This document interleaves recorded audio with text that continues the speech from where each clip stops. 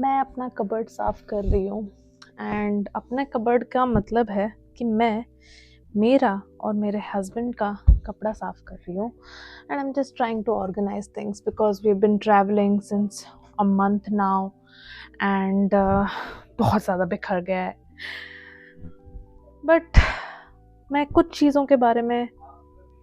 आज बात करना चाहती हूँ और मुझे लगता है कि काफ़ी हद तक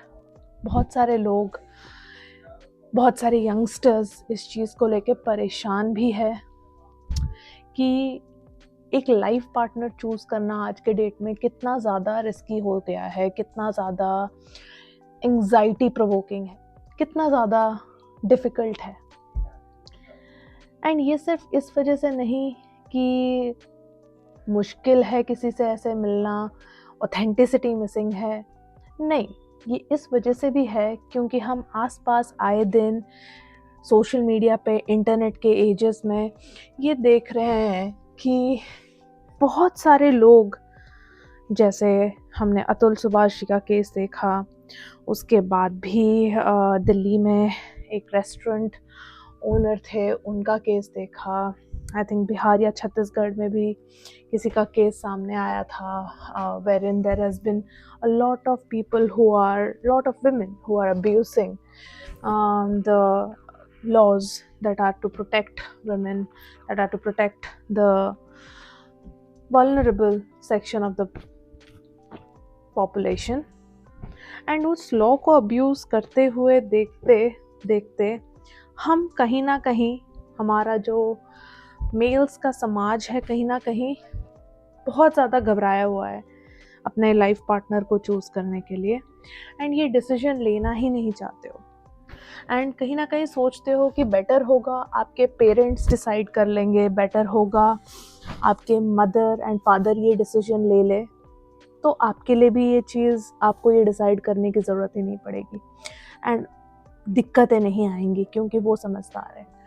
बट मेरा मानना ये है कि लाइफ पार्टनर आप अपने हिसाब से देखो। पेरेंट्स से आप सलाह मशवरा ले सकते हो, आप उनसे एडवाइसेस ले सकते हो, आप उनके ओपिनियंस ले सकते हो, उनकी एक्सपीरियंसेस होती हैं जिससे वो गाइड कर सकते हैं आपको।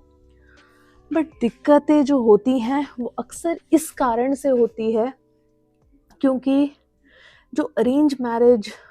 या फिर जो लोग लव मैरिज भी करते हैं, वो लोग एक्सप्लोर नहीं करते हैं एक दूसरे की कमियां, एक दूसरे की वल्नरेबिलिटीज़, एक दूसरे का जो इनिशियल फेज़ है जहाँ पे आप एक दूसरे के प्रति बहुत ज़्यादा प्रेम भाव और एक लव एंड अफेक्शन रहता है। उसी फेज़ में आप शादी, कमिटमेंट की बातें कर लेते हो। आप उस चीज़ को ग्रो होने नहीं देते हो, आप उस चीज़ को परखते नहीं हो। तो परखने के लिए बहुत सारे साइंस हैं, इस चीज़ के बारे में मैं बात करती रहती हूँ हमारे वीडियोज़ में, हमारे यूट्यूब के चैनल में, जहाँ पे मैं रिलेशनशिप्स के बारे में बात करती रहती हूँ।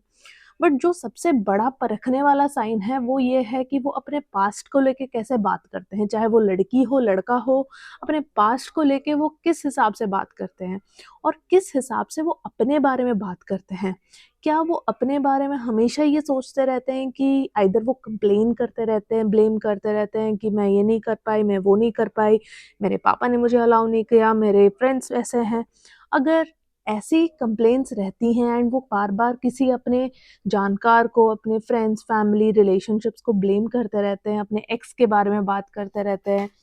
या फिर उनके बहुत ज़्यादा इस तरीके के नोशन होते हैं कि आज तक उनको अपनी लाइफ में कोई समझने वाला मिला ही नहीं। तो मेरी बात मानिए, ऐसे लोग काफ़ी हद तक इनसिक्योर होते हैं अपने आप में एंड ये दूसरे के ऊपर ट्रस्ट कर ही नहीं पाते हैं, जो चीज़ की ज़रूरत होती है एक well maintained, well balanced relationship या फिर एक अडल्ट टू अडल्ट रिलेशनशिप करने के लिए। एंड यही नतीजा होता है कि आप एक अडल्ट टू अडल्ट मैरिज भी नहीं कर पाते हो। एक मैरिज में एक मैच्योरिटी की ज़रूरत होती है, एक सोच समझने की एंड टॉलरेंस की ज़रूरत होती है एक दूसरे के प्रति, जो नहीं होती है एक चाइल्डिश, सुपरफिशियल, इमेच्योर इंडिविजुअल में, चाहे वो लड़की हो लड़का हो। एंड ये मैच्योरिटी आती है एक्सपीरियंस से, ये मैच्योरिटी आती है ठोकर खाने से, ये मैच्योरिटी आती है लाइफ में सड़कों पे धक्के खाने से। तो अगर आप किसी इनएक्सपीरियंस्ड इंसान के साथ अपना रिश्ता बना रहे हो तो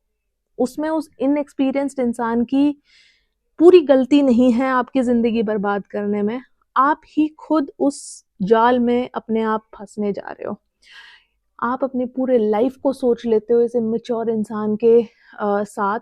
जो एक माइन्यूट प्रॉब्लम जैसे कि आप लेट आ गए या फिर कोई प्लान कैंसिल हो गया डेट का, या फिर उसके बर्थडे सेलिब्रेशन ठीक से नहीं हुई, इस चीज़ को लेके अगर कोई इंडिविजुअल लड़ाई झगड़ा कर सकता है आपके साथ या कंप्लेन कर सकता है कि आपने फ़ोन कैसे नहीं किया पूरे दिन से,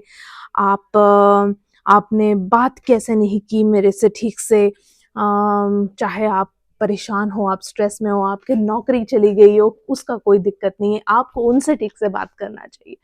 अगर एक पैरेंटल रोल हमेशा एक इंडिविजुअल आपसे सीख कर रहा है, एक रिलेशनशिप में कोई एक इंडिविजुअल आपसे उम्मीद ये रख रहा है कि एक पेरेंट जैसा बर्ताव आप करते रहो उसके साथ, तो ये रिश्ता हमेशा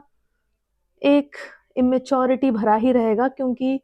वो हमेशा आपको ही चाहेंगे कि आप त्याग करते रहो, और वो एक बच्चे की तरह बेफ़िक्र करके अपनी ज़िंदगी काटते रहें। और कहीं न कहीं ये जो त्याग है, ये ख़त्म हो जाता है क्योंकि आपको वापस में रिटर्न वो चीज़ नहीं मिलेगा। एंड आप एक्चुअल में पेरेंट नहीं हो, तो आपको भी ज़रूरत होगी उनके कंपेनियन की, उनके साथ की, उनके ट्रस्ट की, एंड उनका वो जो रिक्वायरमेंट है उनकी उनकी आपकी ज़िंदगी में नीड की। तो अगर आप ऐसे इंसान के साथ अपनी लाइफ प्लान कर रहे हो तो रुक जाओ, संभल लो। हो सकता है मन बहक गया है, बट उस मन को बहकने ना दो। तरीके हैं, प्री मैरिटल काउंसलिंग है जहाँ पे आप लेके आ सकते हो अपने होने वाले पार्टनर को, ताकि आप समझ पाओ कि इस रिश्ते में दम है कि ये आगे तक सहन कर सकता है जिंदगी के जो उतार चढ़ाव है उस चीज़ को, या नहीं। एंड एक साइकोलॉजिस्ट आपको ज़रूर एक सही सलाह देगा उस चीज़ को लेके, बट वो साइकोलॉजिस्ट सही होना चाहिए। ऐसा नहीं कि वो साइकोलॉजिस्ट बिल्कुल ही एक्सट्रीमली बायस्ड हो वुमेन्स राइट को लेके या मेंस राइट को लेके। तो एक बैलेंस्ड साइकोलॉजिस्ट के पास ज़रूर जाना ज़रूरी है, एंड चीज़ें ठीक हो सकती हैं, चीज़ें बेहतर हो सकती हैं, क्योंकि आप एक दूसरे को जब, मेरे हिसाब से मैं ये शब्द यूज़ करना चाहती हूँ, नंगा देखते हो एंड फिर भी एक दूसरे को पसंद करते हो, प्यार करते हो, तब वो रिश्ता होता है सही। जब आप एक दूसरे की कमियां खामियां नहीं देख पाते हो, आपको वो खटकती है, तब वो रिश्ते से जितना जल्दी हो सके पीछा छुड़ाना और आगे बढ़ना ज़रूरी है। भगवान आपको ताकत दे सही राह पे चलने की, सही डिसीजन लेने की, क्योंकि सही डिसीजन कभी कभी डिफ़िकल्ट होता है, हार्ड होता है। तो अपनी ज़िंदगी को ऑर्गेनाइज करिए, बेटर बनाइए, लाइफ में आगे बढ़िए, एंड एक सही पार्टनर चुनना लाइफ का सबसे बड़ा डिसीजन होता है, तो वो डिसीजन को कभी भी लाइटली ना ले। एंड रही बात सलाह की, मेरे से या मेरे टीम से सलाह लेने के लिए आप ज़रूर नीचे दिए गए नंबर पर अपॉइंटमेंट ले सकते हैं, एंड अपनी ज़िंदगी को बेहतर बना सकते हैं किसी भी एस्पेक्ट में। कोई भी मेंटल हेल्थ या सोशल साइकोलॉजिकल एस्पेक्ट में आप अपनी ग्रोथ को एस्टैब्लिश एंड एनरिच कर सकते हैं। मिलते हैं अगले वीडियो में, तब तक के लिए गुड नाइट एंड अलविदा।